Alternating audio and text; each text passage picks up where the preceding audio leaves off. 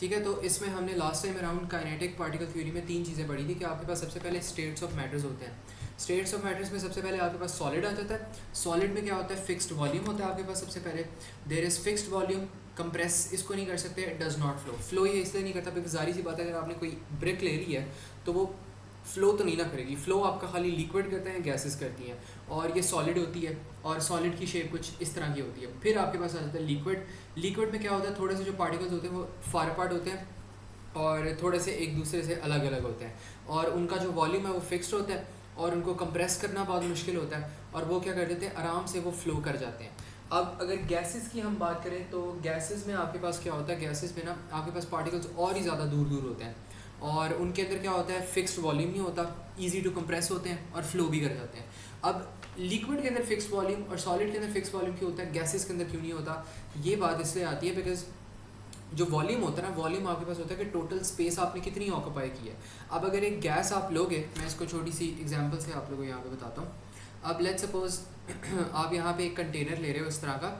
इस कंटेनर के अंदर अगर आप गैस डाल दो, ये आपके पास ना ये वाली गैस है, इस कंटेनर के अंदर अगर आपने गैस डाल दी ना तो वो गैस पूरे इस कंटेनर में इस तरह करके स्प्रेड आउट हो जाएगी। अब आप क्या करते हो, अब आप यहाँ पे ले लेते हो एक छोटा कंटेनर ले लेते हो। अब इसी कंटेनर के अंदर अगर गैस डालते हो तो वो टाइट होके गैस इस तरह करके इस कंटेनर के अंदर आ जाएगी। तो ये जो गैस है, सेम ये जो गैस है, ये इस कंटेनर के अंदर भी आ सकती है, इस कंटेनर के अंदर भी आ सकती है। जब आपने बड़े कंटेनर के अंदर उसको डाला तब उसकी स्पेस इतनी ज़्यादा बड़ी होगी, जब आपने उसको छोटे कंटेनर में डाला उसकी स्पेस इतनी छोटी होगी। तो इसका फिक्स्ड वॉल्यूम नहीं होता, वॉल्यूम आपके पास होती है स्पेस ऑक्यूपाइड है। तो स्पेस ऑक्यूपाइड जो होती है आपकी, वो डिक्रीज़ कर सकती है या इंक्रीज़ कर सकती है। तो इस वजह से जो आपके गैसेस होते हैं they do not have a fixed volume, और उनको कंप्रेस करना आसान होता है। कंप्रेस करने का क्या मतलब है कि उनको दबा देना आसान होता है। मतलब आपके पास एक सिरिंज है, सिरिंज आपके पास ये इस तरह करके है, और यहाँ पर ना आपके पास एक प्लंजर लगा हुआ है, और आप क्या करते हो, आपके पास यहाँ पे इस तरह करके आपके पास एक प्लंजर आ रहा है, बल्कि इस तरह थोड़ी सी गलत बन गई डायग्राम, ऐसे करके आपके पास यहाँ पे प्लंजर आ रहा है, इसको बल्कि थोड़ा सा यहाँ से बाहर निकाल दो, ठीक है। और इसके अंदर ना आपके पास यहाँ पे गैस आ रही है। तो आप अगर आप नोटिस करोगे कि जब आप इस प्लंजर को इस तरह फॉरवर्ड प्रेस करोगे तो आपका प्लंजर यहाँ तक आ जाएगा और गैस यहाँ तक बीच में चली जाएगी। तो इसका मतलब गैस को कंप्रेस करना आसान है, उसको आप स्क्वीज़ कर सकते हो गैस को, ठीक है। तो इसलिए कंप्रेशन भी आसान होती है, फ्लो भी आसान होती है। लिक्विड को कंप्रेस करने को मुश्किल हो जाएगा। आप एक बलून के अंदर लिक्विड लो, बलून को स्क्वीज़ करो, लिक्विड एकदम से वो बाहर आ जाएगा, तो आपका जो बलून है वो भी तबाह हो जाएगा। तो ये चीज़ें होती हैं। और जो आपके पास लिक्विड्स और गैसेस होती हैं, इन दोनों को हमने एक नाम दिया हुआ है कि ये और जो ये हैं, इनको हम क्या कहते हैं, ये बेसिकली आप लोगों के पास होती हैं फ्लूइड्स, ठीक है। These are fluids. तो ये मुझे बताओ, is this clear to everyone? अभियान, सलाड, पूरिया एंड रयान, कोई कन्फ्यूजन और प्रॉब्लम को बताओ।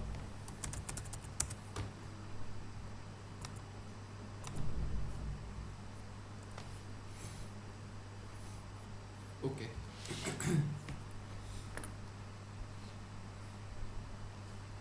अच्छा, इसके बाद ना अब हमारे पास यहाँ पे आ जाती है काइनेटिक पार्टिकल थ्योरी।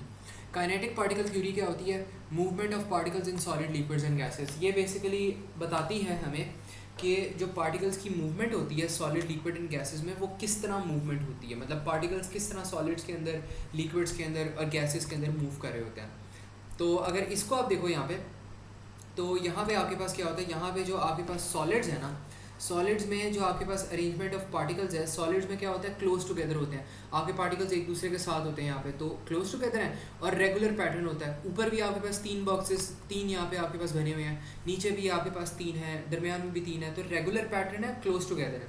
और मूवमेंट ऑफ पार्टिकल्स क्या है, वाइब्रेशन है। ये जो आपके पास सॉलिड वाले पार्टिकल्स होते हैं ना, ये बस अपनी पोजीशंस के अराउंड क्या कर सकते हैं, ये बस वाइब्रेट कर सकते हैं। तो ये ऐसे करके ना इस तरह करके वाइब्रेट कर सकते हैं। ये वाला पार्टिकल यहाँ पे ऐसे ऐसे करके वाइब्रेट कर सकता है, ये वाला पार्टिकल यहाँ पे ऐसे ऐसे करके वाइब्रेट कर सकता है, ठीक है। तो this is only the thing that they can do. Liquids की अगर बात करो तो क्लोज टुगेदर यहाँ पर भी होते हैं, जिस तरह सॉलिड्स में क्लोज टुगेदर है, यहाँ पे भी पार्टिकल क्लोज है, बट अरेंजमेंट रेगुलर नहीं है, रैंडम है, रैंडमली अरेंज है। एक यहाँ पे जा रहा है, एक यहाँ पे जा रहा है, एक यहाँ पे जा रहा है। और मूवमेंट ऑफ पार्टिकल्स किस तरह है, they move around each other. वो एक दूसरे के अराउंड क्या कर रहे हैं, मूव करी जा रहे हैं, वो कॉन्स्टेंटली एक दूसरे के अराउंड भागी जा रहे हैं, मूव करी जा रहे हैं।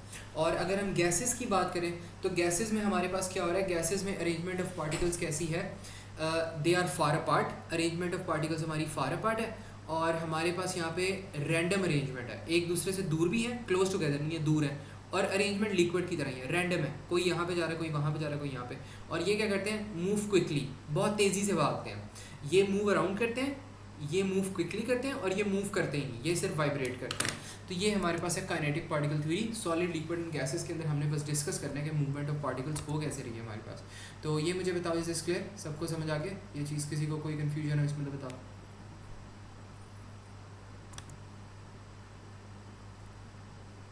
अबियान एंड रयान, हुआ, आप लोग भी बता दो।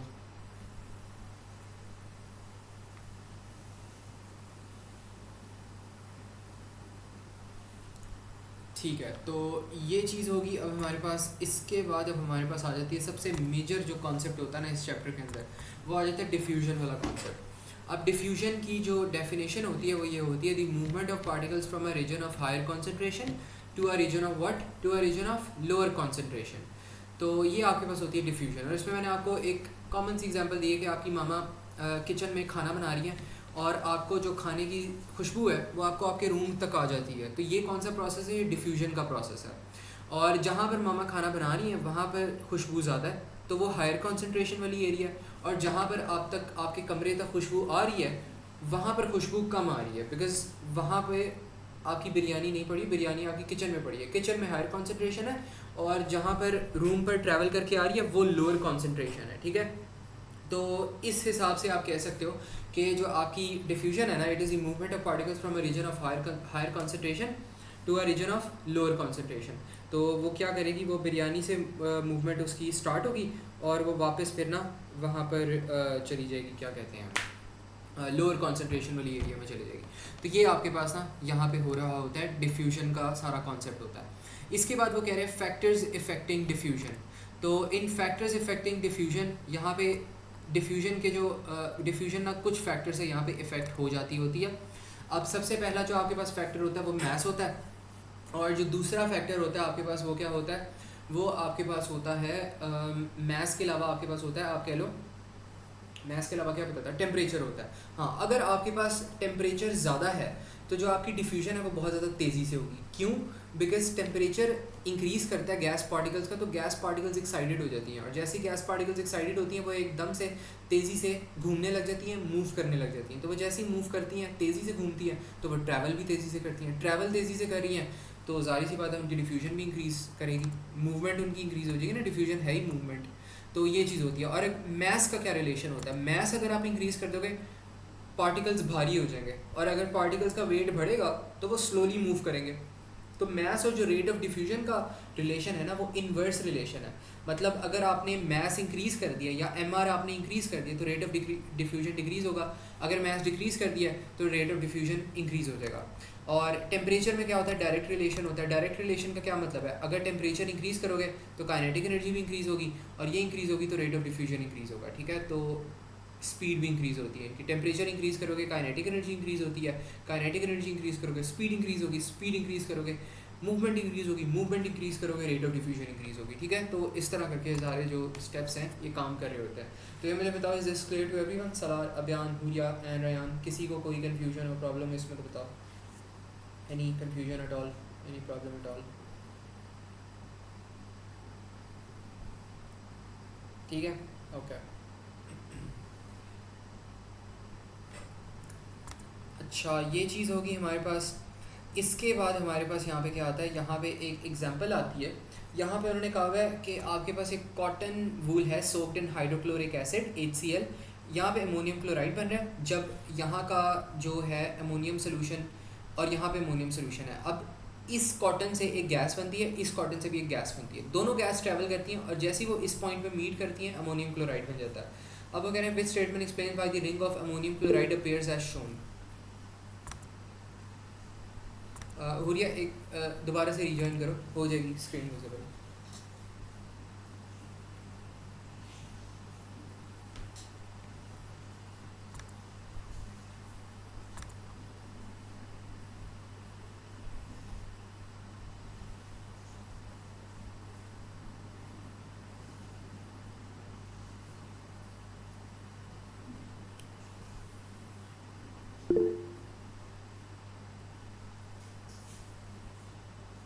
ठीक है, अच्छा अब वो क्या कह रहे हैं यहाँ पे ऑप्शन ए अगर आप पढ़ो तो वो कह रहे हैं ammonia solution only produces a gas which moves until it meets the hydrochloric acid. यहाँ पे डिफ्यूजन का कोई भी जिक्र नहीं है. अब वो कह रहे हैं both solution produce a gas but ammonia moves quicker than hydrogen chloride because it is lighter. Yes, ये ट्रू हो जाएगी because ammonia जो है वो quickly move करता है क्योंकि उसका MR कम है. अमोनिया का MR हमने क्या निकाला था 18 कैसे आया? नाइट्रोजन का MR है 14 को करो प्लस 1 into 4 18 आ जाएगा. और HCl में हाइड्रोजन का आपके पास 1 है 1 प्लस 36.5 आ जाएगा. ठीक है, तो ये हैवी है, ये स्लोली मूव करते हैं, ये फास्टर मूव करते हैं. तो जहाँ पर भी डिफ्यूजन की बात आ जाए तो आपने हमेशा कीवर्ड देखना है डिफ्यूजन का. यहाँ आपने देखना है मैसेज का, देखना है कि मैसेज से किस तरह ये चीज़ इफेक्ट हो रही है और वो वाला ऑप्शन आपके पास हो जाएगा. इस पार्ट में वो क्या कह रहा है, 2 gas jars are set up as shown, the lid is removed and the gas jars are left to stand. After some time, the contents of both the gas jars are brown. Which process causes this to happen? तो यहाँ पे वो कह रहे हैं which process causes this to happen. तो यहाँ पे आपके पास बेसिकली क्या होता है कि आपके पास ये एक जार है और यहाँ पर ना आपके पास एक जार है. तो यहाँ पे क्या होता है कि आपके पास दोनों जो यहाँ पे जार्स होती हैं ना वो एक दूसरे के साथ क्या करती हैं, वो मिक्सअप कर जाती हैं. और डिफ्यूजन जो होता है उसमें होता ही है कि जब वो एक ये हायर कॉन्सेंट्रेशन वाला एरिया, ये आपके पास आप कह लो this is the area of high concentration and this is the area of low concentration. और डिफ्यूजन में हायर कॉन्सेंट्रेशन से गैस पार्टिकल्स ट्रैवल करते हैं टू लो कॉन्सेंट्रेशन, और जब वो ट्रैवल करते हैं तो वो इवनली ट्रैवल करते हैं, इवन उनका होता है यहाँ पे. तो इसलिए आपने ऑप्शन बी करना है. डिफ्यूजन में दोनों का रंग सेम हो जाता है तो दोनों की जो यूनिफॉर्मिटी होती है वो सेम होती है. अब वो कह रहे हैं a gas of bromine jar vapour and a gas jar of air are set up as shown in diagram 1. The glass lid is removed. Diagram 2 shows the appearance of the gas jars after 1 hour. तो ये भी क्या हो रहा है, ये भी diffusion हो रहा है. और इसमें है क्या, bromine is denser then air, bromine is lighter than air. नहीं, ये तो नहीं हो रहा, बस आपने उनको मिक्सर किया. Molecules in bromine and air move randomly. Random movement की वजह से जो है ना वो मिक्सअप हो जाते हैं. हमेशा रिमेंबर कि it's always due to random movement.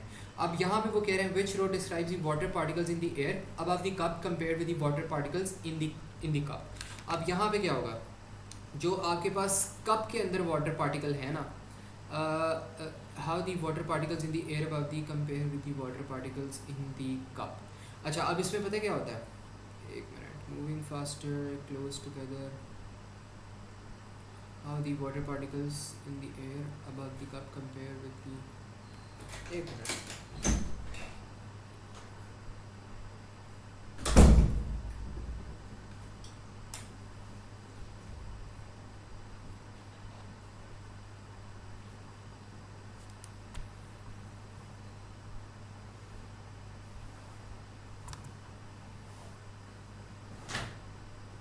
अच्छा इसमें पता क्या, इसमें ना आपके पास हमने लिखा हुआ है कि जो आपके पास वाटर पार्टिकल्स है ना जो कि इसके ऊपर है, आपने क्या करना है, आपके पास ये वाले वाटर पार्टिकल्स हैं और ये आपके पास हैं कप वाले पार्टिकल्स. तो आपने क्या, वाटर पार्टिकल्स कप के पार्टिकल्स के साथ किस तरह कंपेयर हो रहे हैं. तो यहाँ पे देखो वाटर पार्टिकल्स ज़्यादा फास्ट हैं, ये कप के पार्टिकल्स ज़्यादा फास्ट हैं. वाटर पार्टिकल ज़्यादा फास्ट होंगे. क्यों वाटर पार्टिकल ज़्यादा फास्ट होंगे जो ऊपर हैं, क्योंकि ये हवा बन चुके हैं. और जो एयर होती है ना, एयर का टेम्परेचर ज़्यादा हाई होता है. ऑलवेज रिमेंबर ये वेपर्स हैं. जब भी आपके पास चीज़ वेपर्स बनती है ना उसका टेम्परेचर ज़्यादा हाई होता है. ठीक है, पहले आपके पास चीज़ सॉलिड होती है, सॉलिड को गर्म करते हो लिक्विड बनती है, लिक्विड को और गर्म करते हो तो वो गैस बनती है. तो जो आपके पास स्मोक निकल रही होती है ना आपकी ड्रिंक में से, वो आपकी ड्रिंक से ज़्यादा वो क्या होती है, ज़्यादा एनर्जी होती है उसके अंदर, ज़्यादा गर्म होती है. बस हवा के जो पार्टिकल्स होते हैं वो बहुत दूर दूर होते हैं, इसलिए आपको जो होती है ना वो फील नहीं हो रही होती इतनी एनर्जी. लेकिन उनके जो इंडिविजुअल पार्टिकल्स होते हैं वो ज़्यादा एनर्जेटिक होते हैं, और अगर ज़्यादा एनर्जेटिक है तो वो फास्टर भी ज़्यादा होंगे. अब उसे कहें क्या जो ऊपर वाले एयर वाले पार्टिकल्स हैं वो क्लोज टुगेदर होंगे, नहीं, एयर वाले पार्टिकल्स ज़्यादा फार अपार्ट होते हैं, वाटर वाले पार्टिकल्स क्लोज टुगेदर होते हैं. तो इस वजह से ऑप्शन बी बन गई. तो ये मुझे बताओ इज दिस क्लियर और नॉट, ये चीज़ समझ आई कि नहीं, इसमें कोई कन्फ्यूजन हो, प्रॉब्लम हो तो बताओ. अभियान, Salaar, Ryan, any confusion at all, focus on concepts. अगर कोई कॉन्सेप्ट में कमी हो या नई चीज़ समझ आई तो बताओ. अच्छा मैं बताता हूँ, देखो इसमें हमने पता है क्या किया उसने कहा है यहाँ पे कि आपके पास ना ये वाले जो पार्टिकल्स हैं ना, ये ऊपर वाले आपके पास ये वाले पार्टिकल्स हैं, इनको आप कह लो पार्टिकल 1 और ये जो इसके अंदर हैं ये आपके पास क्या है, पार्टिकल 2, ठीक है। तो इसमें वो कह रहा है कि आपके पास पार्टिकल 1 किस तरह कंपेयर कर रहा है पार्टिकल 2 के साथ। तो यहाँ पे मूविंग फास्टर क्लोज टुगेदर देखा है, तो यहाँ पे देखो आपने पार्टिकल 1 को कंपेयर करना है, तो पार्टिकल 1 की प्रॉपर्टीज़ बतानी है।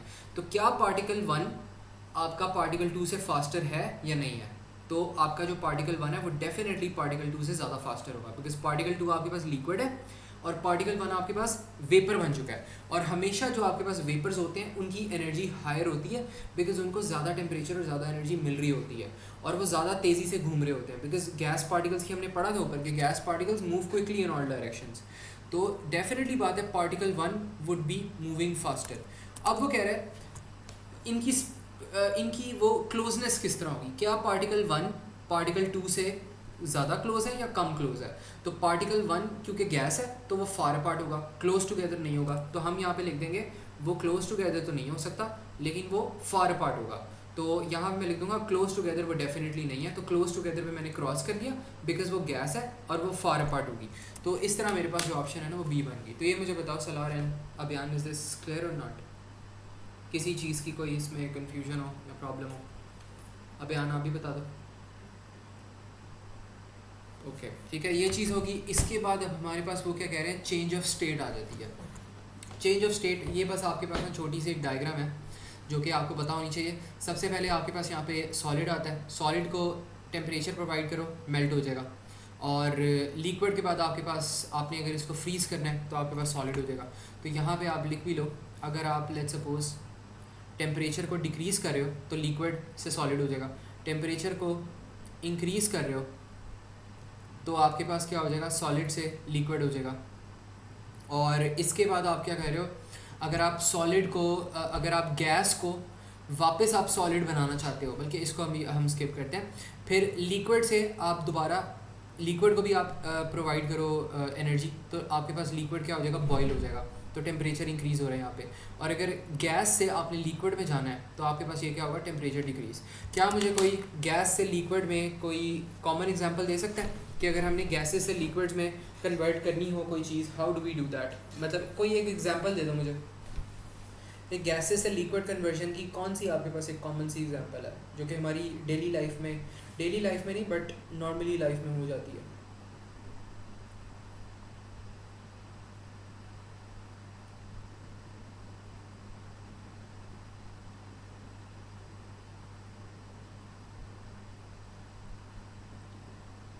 एनी आइडिया बच्चों, वेट कर रहा हूँ मैं आप लोगों का।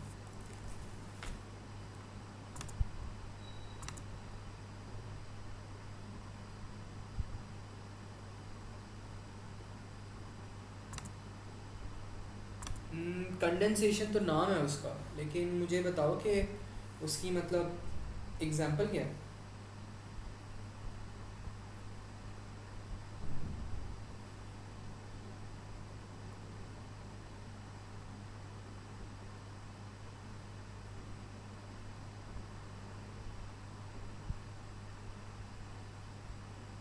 अच्छा कोई और बता दे, any idea guys. Water vapours हाँ कह सकते हो, लेकिन एक कॉमन एग्जांपल बताओ ना। वाटर वेपर्स क्लोज स्पॉन्ज के हो, लेकिन किसके वाटर वेपर्स, क्या प्रोसेस हो रहा होता है हमारी डेली लाइफ में, या बल्कि रयान तुम्हें बताना चाहिए इसका जवाब सही। एक प्रोसेस होता है नेचुरल, एक प्रोसेस होता है जो कि गैसेस को लिक्विड में कन्वर्ट करता है। यस एग्जैक्टली, रेन होती है हमारे पास, कराची में आजकल बारिशें बहुत हो रही हैं। तो जो आपके पास होता पता है क्या, रेन के अंदर आपके पास क्या होता है कि जो आपके क्लाउड्स होते हैं ना, ऊपर आपके पास ना यहाँ पे होते हैं क्लाउड्स होते हैं, और क्लाउड्स क्या करते हैं, क्लाउड्स के ऊपर ना वाटर वेपर्स आ रहे थे। आपने देखा होगा क्लाउड्स के अंदर गैसेस बनी होती हैं, तो वो जो गैसेस होती हैं वो कंडेंस होके, क्योंकि क्लाउड का टेम्परेचर बहुत कम होता है, बहुत ज़्यादा ठंड होती है वहाँ पे, तो ज़्यादा ठंड हो जाती है तो वो आपके पास रेन की फॉर्म में जो गैस होती है ना वो वापस रेन की फॉर्म में कन्वर्ट हो जाती है। तो ये होता है। आपने कभी देखा नहीं कि अगर आप जा रहे हो लेट्स सपोज इस्लामाबाद वगैरह गए हो, या आप किसी उस किसी नॉर्थ वाले एरिया में जाओ तो आपके पास जो गाड़ी की वहाँ पे विंडोज़ होती हैं वो एकदम से उनके अंदर जो गैस आ रही होती है या जो आपके पास वो आ रही होती है फॉग आ रही होती है, फॉग वापस किस में कन्वर्ट हो जाती है, वापस लिक्विड में कन्वर्ट हो जाती है। तो आपकी जब फॉग लगती है विंडोज़ के ऊपर आगे गाड़ी के ऊपर तो वो थोड़ी देर बाद वापस लिक्विड में कन्वर्ट हो जाती है। तो वो किसका प्रोसेस होता है, कंडेंसेशन का प्रोसेस होता है। और सर्दियों में यही होता है। सर्दियों में आपके पास हमेशा आपके पास क्या होता है, हमेशा ना सर्दियों में आपके पास जो गैस होती है वो वापस लिक्विड में कन्वर्ट हो जाती है। तो ये जो है ना ये सारा प्रोसेस यहाँ पे हो रहा होता है। इसके बाद हमारे पास यहाँ पे क्या होता है, आपके पास आ जाता है गैस। गैस को अगर आपने सॉलिड के अंदर कन्वर्ट करना हो विदाउट एनी लिक्विड फेज। अच्छा, अब ये एक ज़रूरी चीज़ आती है, अगर आपके पास सॉलिड टू गैस कन्वर्जन हो रही है ना और लिक्विड स्टेट नहीं आ रही, लिक्विड स्टेट मिसिंग हो गई, गुमशुदा हो गया लिक्विड स्टेट में, तो ये आपके पास सब्लिमेशन है। सॉलिड से अगर गैस कर रहे हो तो सब्लिमेशन है, गैस से अगर सॉलिड कर रहे हो तो ये रीसब्लिमेशन है। तो ये जो सारी चीज़ें हैं मैंने नेक्स्ट क्लास में आप लोगों से पूछना है और माइक ओपन करवा के पूछूंगा।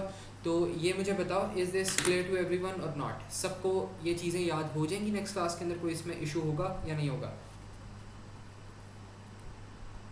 अबियान, सलार एंड रयान बता दो आप लोग भी। ठीक है, तो ये नेक्स्ट क्लास के अंदर ये सारी चीज़ें सबको पता होनी चाहिए। अच्छा, इसके बाद ना हमारे पास यहाँ पे बॉइलिंग और जो इवेपोरेशन होता है ना उनके दरमियान कुछ कॉमन हमारे पास आते हैं, डिफरेंसेस आते हैं, तो वो भी यहाँ पे मैं लिखवा देता हूँ आप लोगों को।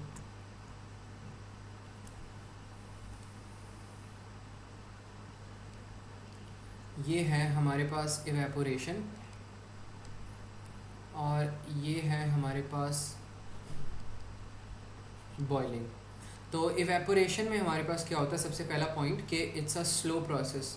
तो ये स्लो प्रोसेस होता है। स्लो प्रोसेस का क्या मतलब है कि आप एनर्जी नहीं कोई प्रोवाइड करे तो स्लो प्रोसेस ही होगा ना, सारी सी बात है। ठीक है, तो evaporation is a very slow process because आप इसके अंदर कुछ भी जो काम है ना या एनर्जी है वो आप नहीं प्रोवाइड करें। और जो ये होता है ये आपके पास क्या होता है, फास्ट प्रोसेस, बिकॉज आप खुद इसको आग से जला रहे हो। ठीक है, और सेकंड में आपके पास क्या होता है, सेकंड में आप कह सकते हो कि takes place throughout the evaporation takes place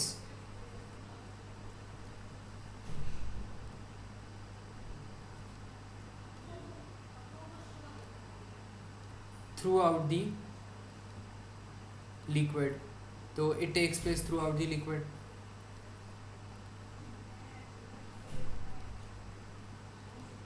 और इसके बाद आप कह सकते हो takes place at the surface. तो ये सरफेस ओनली पे ना टेक प्लेस कर रहा होता है। अब इसका क्या मतलब है कि जो आपके पास इवेपोरेशन होती है वो खाली liquid through out the liquid हो रहा होता है और जो आपके पास बॉइलिंग होती है वो खाली सरफेस पे हो रही होती है। तो इसका कोई मुझे बताएगा reason? Rehan, Abiyan, Huriya, Salar, any idea regarding this? कोई boiling occurs at the specific, ये तो होता है स्पेसिफिक टेम्परेचर पे होता है, लेकिन ये बताओ कि सरफेस पे क्यों होता है और evaporation through out the liquid क्यों होती है?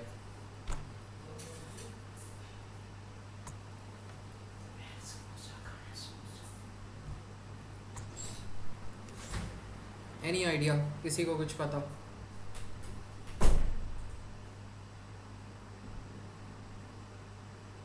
देखो आपके पास पता है क्या होता है, इवेपोरेशन जो होती है ना वो आपके pass through out the liquid इसलिए हो रही होती है बिकॉज इवेपोरेशन एक स्लो प्रोसेस होता है।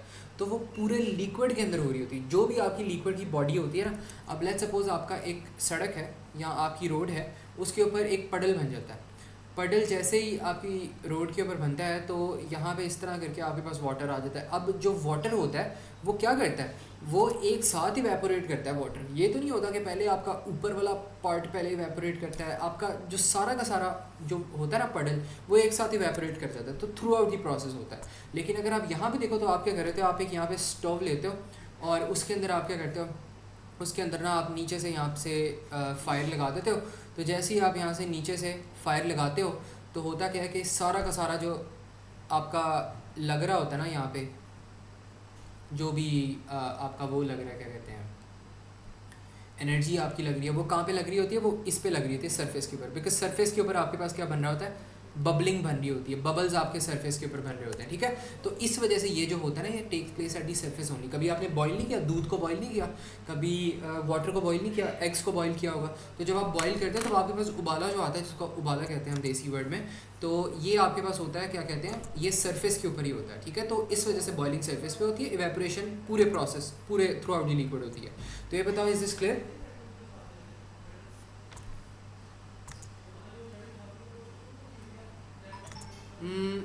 कन्वेक्शन करंट तो फॉर्म होता है, लेकिन ये रीज़न नहीं होगी, दूसरी रीज़न है।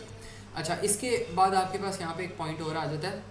यहाँ पर आप लिख सकते हो कि एक और पॉइंट आपके पास ये हो सकता है, एक और भी पॉइंट था इसमें, आप ये कह सकते हो कि no fire is provided, no external fire is provided, no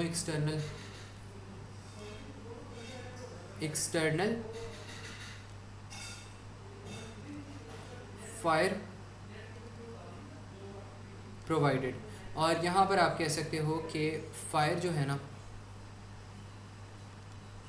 fire provided, ठीक है। तो ये कुछ रीजंस होते हैं जो कि आपको पता होना चाहिए बॉइलिंग और इवेपोरेशन में। तो ये मुझे बताओ, is this clear to everyone? किसी को यहाँ पे इसमें कोई कन्फ्यूजन और प्रॉब्लम हो तो अभी क्लियर कर लो। अभियान, हुरिया, सलार, रायान।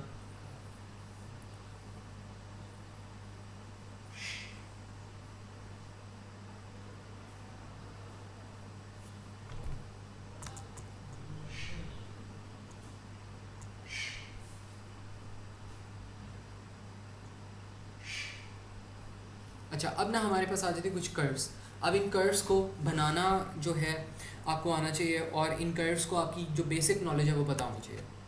अब सबसे पहले आपके पास आती है हीटिंग कर्व। मतलब ये ग्राफ है बेसिकली, जिस तरह हमने फिजिक्स पे ग्राफ्स पढ़े हैं ना, उस तरह आपके पास टेम्परेचर अगेंस्ट टाइम का यहाँ पर भी एक ग्राफ होता है। तो सबसे पहले आपके पास होता है कि इस ग्राफ के अंदर सबसे पहले आपके पास सॉलिड है, सॉलिड का आप टेम्परेचर इंक्रीज करते जा रहे, और जैसे ही उसका मेल्टिंग पॉइंट आता है, इस पॉइंट के ऊपर यहाँ पे स्ट्रेट लाइन आ जाती है, मतलब कांस्टेंट लाइन, और वो मेल्ट करता है, पूरी तरीके से मेल्ट करता है। और फिर दोबारा जब वो यहाँ से मेल्ट हो रहा होता है, इस पॉइंट पर आके वो कम्प्लीटली मेल्ट कर गया, अब वो लिक्विड में कन्वर्ट हो गया। जैसे ही लिक्विड में कन्वर्ट हुआ, टेम्परेचर और इंक्रीज़ करो, जैसे ही बॉइलिंग पॉइंट आया, दोबारा से चेंज इन स्टेट आया तो कांस्टेंट हो गया, और फिर दोबारा से यहाँ पे गैस का जो पोर्शन है वो स्टार्ट हो जाएगा। अब इसमें से ये बात आप लोगों ने याद रखनी है कि इस पॉइंट के ऊपर आपके पास जो है ना, आपके पास यहाँ पे सॉलिड एग्जिस्ट कर रहा है, और इस पॉइंट के ऊपर आपके पास क्या हो रहा है, यहाँ पर आपके पास सॉलिड भी एग्जिस्ट कर रहा है और आपके पास लिक्विड भी एग्जिस्ट कर रही है। तो यहाँ पर आप कह सकते हो आपके पास सॉलिड भी है and then you have liquid as well. और ये बहुत इंपॉर्टेंट कॉन्सेप्ट है, इसको इग्नोर मत करना। पास्ट पेपर्स टेस्ट करते हैं ऐसे आप लोगों को, और ऐसे क्वेश्चंस आए हुए हैं, ठीक है। तो do not ignore this thing. तो यहाँ पे ये वाला जो प्रोसेस है ना, ग्रीन लाइन, इसके ऊपर लिक्विड भी होगा, सॉलिड भी होगा। अब सवाल ये है कि ऐसा क्यों होगा? ऐसा इसलिए होगा बिकॉज अभी आपके जो सॉलिड है उसने पूरी तरीके से मेल्ट नहीं हुआ, ठीक है। वो मेल्ट हो रहा है, ठीक है। It hasn't melted completely yet, it is melting. तो जब कोई चीज़ प्रोसेस में होती है तो थोड़ा सा उसके अंदर सॉलिड भी होगा, थोड़ा सा उसके अंदर लिक्विड भी होगा। जाहिर सी बात है, आप एक सॉलिड को जब टेम्परेचर उसका इंक्रीज़ करते हो, एकदम से वो तो नहीं हो जाता लिक्विड के अंदर कन्वर्ट, थोड़ा सा उसको टाइम लगता है। और ज़्यादा टाइम उसको इसी तरह लगता है, ज़्यादा टाइम में आपके पास सॉलिड भी आ रहा होता है, लिक्विड भी आ रहा होता है। लेकिन इस पॉइंट के ऊपर वो सारा का सारा लिक्विड बन जाता है, बिकॉज इससे आगे आपका लिक्विड डायरेक्टली स्टार्ट हो रहा है। तो यहाँ से लिक्विड को भी आप टेम्परेचर करो, और ये वाला जो पॉइंट है, यहाँ पर आपके पास क्या होगा, यहाँ पर आपके पास लिक्विड भी आ रहा है और यहाँ पर आपके पास गैसेस भी आ रही हैं। और जैसे ही बॉइलिंग उसकी हो जाएगी, सारा का सारा गैस निकल गई, तो आपके पास यहाँ पे क्या आ जाएगा, वापस वो गैस में बन जाएगा। तो ये होता है आपके पास हीटिंग कर्व। इसके बाद आपके पास ये वाला आ जाता है कूलिंग कर्व। ये बिल्कुल ऑपोजिट है। पहले आपके पास गैस होती है, गैस को कूल डाउन करो, जैसे ही कूल डाउन किया उसकी कंडेंसेशन होगी। यहाँ पर अब आपके पास क्या है, यहाँ पर आपके पास गैस भी है प्लस लिक्विड भी है, और इस पॉइंट पे आपके पास लिक्विड स्टार्ट हो जाएगा, और टेम्परेचर डिक्रीज करोगे, फ्रीजिंग हो जाएगी। फ्रीजिंग में आपके पास क्या होगा, आपके पास यहाँ पर लिक्विड भी होगा और आपके पास यहाँ पर सॉलिड भी होगा, और फाइनली यहाँ पे आके सॉलिड कन्वर्ट हो जाएगा। तो ये मुझे बताओ, ये हीटिंग कर्व सबको समझ आए? अभियान, हुरिया, सलार एंड रायान, इसमें कोई किसी को कन्फ्यूजन हो या प्रॉब्लम हो तो बताओ। रायान आप ही बता दो। ओके, ठीक है, ये चीज़ होगी हमारे पास। इसके बाद आपके पास क्या आता है, यहाँ पे no change in temperature during change of state. अब एग्जामिनर का एक फेवरेट सवाल है, सुनो। एग्जामिनर का फेवरेट सवाल है क्या? अब आप लोग कहते हो सर पास पेपर्स की कोई ट्रिक्स बता दें, इंपॉर्टेंट टॉपिक्स बता दें, या एंड में बच्चे ये ज़रूर कह रहे थे कि गेस्ट पेपर्स निकाल के दे दो। अब पूरा पूरा साल एक जो टीचर होता है वो गेस्ट पेपर्स बता रहा होता है बच्चों को, लेकिन बच्चे बेचारे फोकस नहीं करते। आप लोग की मैं बात नहीं कर रहा, आप लोग माशाल्लाह अच्छे बच्चे हो, लेकिन जेनेरिकली मैं बच्चों की बात कर रहा हूँ, ठीक है? तो जब भी आप लोगों का टीचर कोई भी चीज़ बता रहा होता है आप लोग उस पर फोकस किया करो, because it will definitely come in side your exam, ठीक है? और एक मैं आप लोगों को साइकोलॉजिकल एक जो है वो बात यही होती है कि जो आपका जिस तरह का आपका टीचर है ना, उसी तरह के उसने पेपर्स बनाने हैं। तो if you can get a hang of your teacher well, you can assess his papers well as well. और आपका क्वेश्चन ये हो सकता है कि हमने स्कूल में किस तरह बेहतर परफॉर्म करना है, या यहाँ पे फ्लेयर प्रेप में किस तरह बेहतर परफॉर्म करना है एग्जाम्स में। तो what I would say is कि जो आपका टीचर पढ़ा रहा होता है ना, टीचर पे फोकस करो, टीचर आपको पढ़ा कहाँ से रहा है और मतलब क्या क्या वो बातें कर रहा होता है, किस तरह से वो आपको क्वेश्चन टेस्ट कर रहा होता है। बिकॉज जिस तरह वो आपको पढ़ा रहे हैं ना टीचर, उसी तरह के कॉन्सेप्ट वो टेस्ट करेंगे एग्जाम के अंदर, because the teacher thinks that those concepts are important. तो ये चीज़ें याद रखो, आगे जाके यूनिवर्सिटी लेवल में बहुत आपको आएंगी, यूज़फुल होंगी।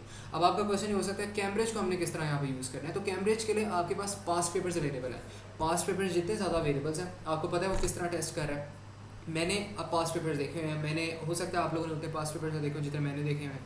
मैंने ओ लेवल्स में भी देखता हुआ आ रहा था, अब एज अ टीचर भी मैं देख रहा हूँ, तो पास्ट पेपर्स की थोड़ी सी नॉलेज ज़्यादा, तो पता होता है कि एग्जामिनर क्या टेस्ट कर रहा है क्या नहीं टेस्ट कर रहा है। तो what I am doing is I am making you understand Cambridge exams के, उनको आप किस तरह अंडरस्टैंड कर सको और उनको अंडरस्टैंड करके आप किस तरह ग्रैस्प कर सको कि वो आपको किस तरह के क्वेश्चन से टेस्ट करेंगे और कैसी कैसी चीज़ें बताएंगे। तो एग्जामिनर का एक फेवरेट क्वेश्चन जो इस चैप्टर में से होता है ना, वो कहता है ये जो स्ट्रेट आपके पास ये जो स्ट्रेट लाइन आ रही है ना, जो कॉन्स्टेंट लाइन आपके पास आ रही है, कॉन्स्टेंट ये जो लाइन आ रही है ग्रीन वाली, वो कहता है इस पॉइंट के ऊपर आपके पास कौन सी दो चीज़ें एग्जिस्ट कर रही हैं। तो ये तो मैंने लेबल कर दी, ये तो आसान हो गया। लेकिन एक और सवाल उसका जो फेवरेट है वो ये पूछता है कि यहाँ पर आपके पास जो है ये लाइन मूव क्यों नहीं कर रही, ये लाइन कांस्टेंट क्यों है, उसका ये एग्जैक्ट सवाल होता है। तो आपने बताना है यहाँ पे no change in temperature during change of state, दो मार्क्स का सवाल आता है। तो आपने उसको कहना है कि जब चेंज ऑफ स्टेट हो रहा होता है भाई, तब कोई भी चेंज इन टेम्परेचर नहीं होता, because there is currently a change of state taking place. तो जब तक आपके पास चेंज ऑफ स्टेट हो रहा है there would be no change in temperature, ठीक है? तो ये एग्जैक्ट बात आपने उसको कहनी है और एग्जामिनर आपको 2 मार्क्स दे देगा, ठीक है? कुछ और कहोगे, कुछ और अपने से चीज़ें लिखोगे तो हो सकता है वो मार्क्स ना दे, ठीक है? तो इन चीज़ों पे फोकस करना है और देखना है कि ये सारी चीज़ें किस तरह की हो रही हैं। अब एक बहुत इंपॉर्टेंट सवाल आता है यहाँ पे जो कि मैं करवाना चाहता हूँ, और ये भी बहुत इंपॉर्टेंट सवाल है, एग्जामिनर का फेवरेट सवाल है, ठीक है? तो इसमें वो क्या कहता है, इसमें वो कहता है there are 2 gases nitrogen and oxygen, which gas reaches point x first, explain using kinetic particle theory. Exact इन्हीं वर्ड्स में वो कहेगा क्वेश्चन। और इसके लिए आपको सारी सी बात है, आपको मैंने बताया था टेम्परेचर जो डिफ्यूजन होता है वो किस पे डिपेंड करता है, रेट ऑफ टेम्परेचर पर डिपेंड करता है, और वो डिपेंड करता है किसके ऊपर, मैस के ऊपर डिपेंड करता है। तो इसमें मुझे हुरिया आपने बताना है कि जो मैस के हिसाब से डिफ्यूजन कैसे इंक्रीज़ और डिक्रीज़ करती है। अगर मैं मैस इंक्रीज़ कर दूं तो मेरे पास डिफ्यूजन क्या करेगी, इंक्रीज़ करेगी या डिक्रीज़ करेगी? और अभी किसी ने नहीं बताना।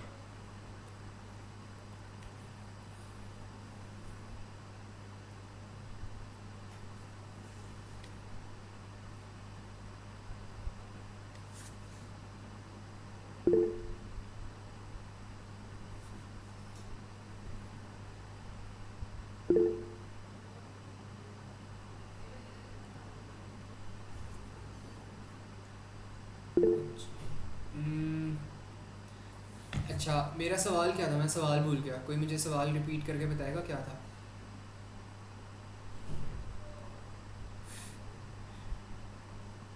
अच्छा, मुझे कोई सवाल तो बता दे, मैं सवाल ही भूल गया। अच्छा, मैथ्स क्या कर रहा है, मैंने क्या कहा था, मैथ्स इंक्रीज़ कर रहा है डिक्रीज़ कर रहा है? हाँ, अगर मैथ्स इंक्रीज़ कर रहा है तो रेट ऑफ डिफ्यूजन कैसे इंक्रीज़ करेगी? एक भाई बंदा है, मैंने इतनी अच्छी सी एक एग्जांपल बताई थी कि आपके पास एक फ़ैट पर्सन है, एक आपके पास स्लिम पर्सन है। अच्छा, अब मुझे हुरिया बताओ, फ़ैट पर्सन आपके पास ज़्यादा तेज़ भागेगा या स्लिम पर्सन ज़्यादा तेज़ भागेगा?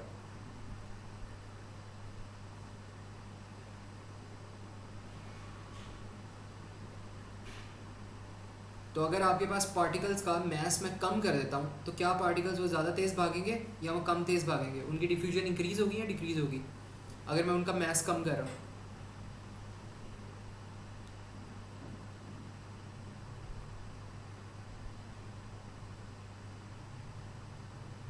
अगर मैं उनका मैस कम कर रहा हूँ तो फिर क्या होगा?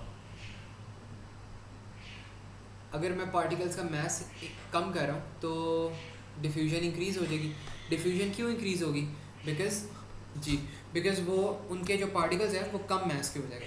अच्छा, अब इसमें इस तरह के क्वेश्चन में सबसे पहली चीज़ आप लोगों ने क्या करनी है, आप लोगों ने एम आर कैलकुलेट कर लेना है। एम आर इनका देखो क्या है, इसका डेटा दिया गया, ये पीरियोडिक टेबल से आपको मिल जाएगा, मैंने यहाँ पे बनाया हुआ है। तो यहाँ पे इसका जो एम आर है ना नाइट्रोजन का, ये N2 होता है आपके पास। तो N2 का करो 2 इंटू 14 28। एम आर फाइंड करो O2 का। O2 का क्या है, मैस क्या है 16 है, 16 इंटू 2 करो 32 आ जाएगा। तो आपके पास जो ऑक्सीजन है वो ज़्यादा हैवी है, ये ज़्यादा कम है। तो सबसे जो पहला पॉइंट आप यहाँ पे लिखोगे ना, आपके पास 4 मार्क का ये सवाल आ सकता है। और 4 मार्क के सवाल में आपने सबसे पहला पॉइंट आपने ये लिखना है, आपने पहले बताना है कि ये प्रोसेस का नाम क्या है। प्रोसेस का नाम बताने के 1 नंबर आपको मिलेंगे। आपने बताना है प्रोसेस का नाम डिफ्यूजन है, 1 नंबर मिल गया आपको। दूसरा मार्क आपको तब मिलेगा जब आप कहोगे कि आप डिफ्यूजन की डेफिनेशन बताओगे। प्रोसेस नेम करने के 1 मार्क, प्रोसेस की डेफिनेशन बताने के 2 मार्क्स, और थर्ड मार्क आपको किस चीज़ का मिलेगा, थर्ड मार्क आपको मिलेगा इनके एमआर बताने का, और फोर्थ मार्क आपको मिलेगा कि इनके एमआर के हिसाब से मूव किस तरह कर रहे हैं। तो चौथा मार्क आपको इस तरह मिलेगा। तो यहाँ पे देखो मैंने किस तरह किया हुआ है। सबसे पहले गैसेस ट्रैवल थ्रू डिफ्यूजन, मैंने बता दिया कि प्रोसेस क्या है, 1 नंबर मिल गया। फिर मैंने कहा diffusion is the movement of particles from a region of higher concentration to a region of lower concentration, definition बता दी, दूसरा मार्क मिल गया। अब मैंने कह दिया nitrogen has less MR 28 as compare to oxygen 32, so it travels faster and it reaches x first. तो इस पॉइंट के मुझे 2 नंबर यहाँ पे मिल जाएंगे। तो आपके जो 4 मार्क का आंसर है वो इसी तरह यहाँ पर कंप्लीट हो जाता है। तो ये मुझे सब बच्चे बताओ, इज दिस क्लियर और नॉट? किसी को यहाँ पे कोई कन्फ्यूजन हो, कोई प्रॉब्लम हो तो बताओ। सलाल कोई क्वेश्चन है तो पूछ लो।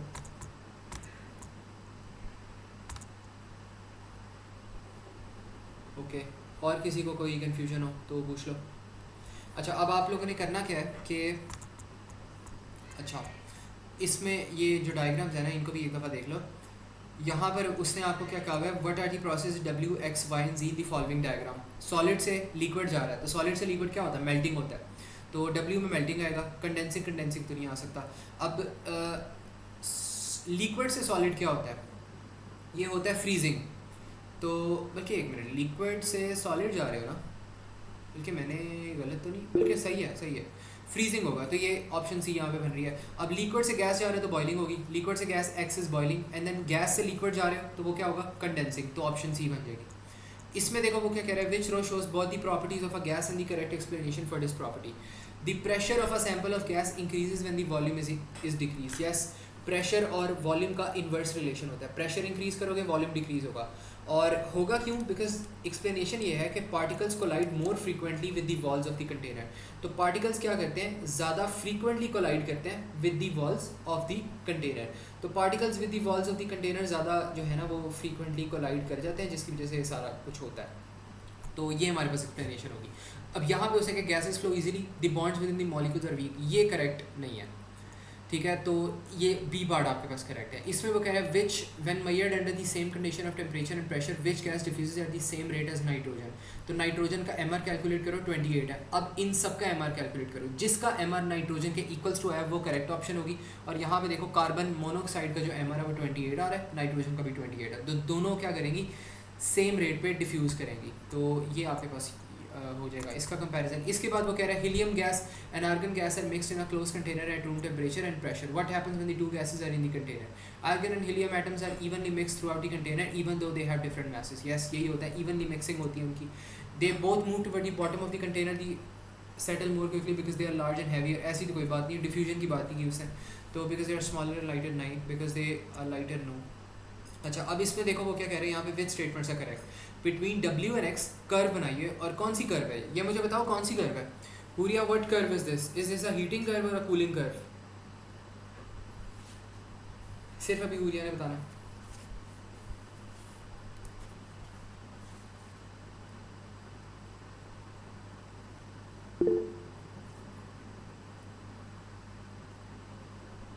Is this diagram a heating curve और अ कूलिंग कर्व?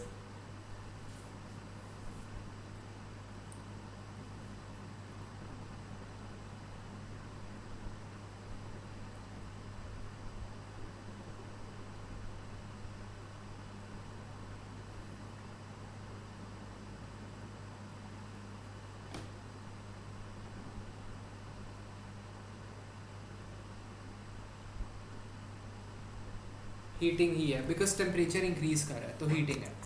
अब अच्छा आप देखो वो कह रहे हैं विद स्टेटमेंट से correct, between points W and X the temperature increases and the particles move faster, between point and X temperature increases and particles move faster, yes. Between X and Y there is no change in temperature because energy needed to change a liquid into a gas, तो yes यही है, between X and Y कुछ भी नहीं हो रहा because another energy is needed to change it to a liquid and gas. तो यहाँ पर आपके पास सॉलिड है, यहाँ पर आपके पास सॉलिड प्लस लिक्विड है और यहाँ पे लिक्विड है, गैस का पार्ट उन्होंने बनाया नहीं। अब वो कह रहे हैं between Y and Z the particles move further part, yes temperature increase हो रहा है तो फर्दर पार्ट, ऑप्शन सारी करेक्ट हो जाएंगी यहाँ पे, ठीक है। तो इस तरह करना है। अब आप लोगों का होमवर्क क्या है कि this is the question that you need to attempt, और ये आप लोगों ने मुझे कब सेंड करना है, आप लोगों ने 12 टुनाइट से पहले सेंड करना है, ठीक है, वरना फिर पेनल्टी होगी। तो एक ये होमवर्क करना है, और यहाँ पर एक जो है ना आपके पास ये मैं फ़ाइल आपको भेज रहा हूँ, इसको आपने अटेम्प्ट करना है, लेकिन मैं करूँगा क्या कि मैं इस फ़ाइल को दोबारा से आप लोगों को ना रिमूव करके भेजूँगा सब कुछ इसके अंदर से, तो वो आपको दोबारा से फिर करना पड़ेगा, ठीक है। तो ये चीज़ कर लेना एक, तो इसकी मैं जो PDF है वो फिर आप लोगों को ग्रुप के अंदर यहाँ पे सेंड कर रहा हूँ, and you have to attempt this.